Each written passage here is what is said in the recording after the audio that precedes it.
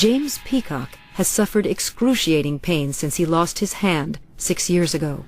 A few days after I'd woke up, it might have been a week to 8 or 9 days, something like that, before the pain really started getting bad, to where it was like your hand is just crunched up real tight and stuff, or balled up, and you can't move it. To unclench it, it's just, you can't. You've tried in your mind. This raises a perplexing clinical problem. How do you treat pain in a body part that's missing? James tried everything, from painkillers to hypnotism, but nothing worked. Until I found out about the mirror box.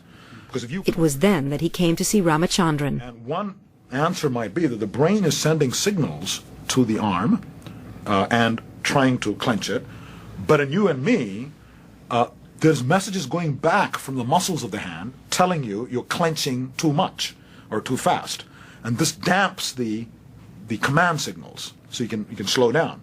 But the patient has no feedback because he doesn't have an arm. So the brain says, send even more signals, okay? And this goes on, and you get into a sort of positive feedback loop.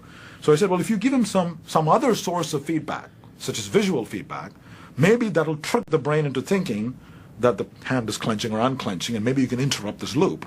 So I said, well, why don't we put a mirror there and have James look inside the mirror? It's just as though you have visually resurrected the phantom limb. And of course, the patient knows it's an illusion, but it's very, very compelling. Right now, as you look in there and you move your hand, your phantom does the same thing as your left hand is doing. James appears to wiggle 10 fingers. First time I got in here and I've done this, and it was just like, it relieved the phantom pain, unclenched it.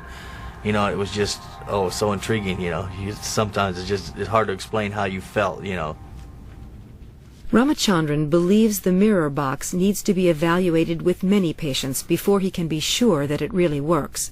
But its undeniable success in uncramping James's phantom hand suggests that even pain can be a construct of the mind.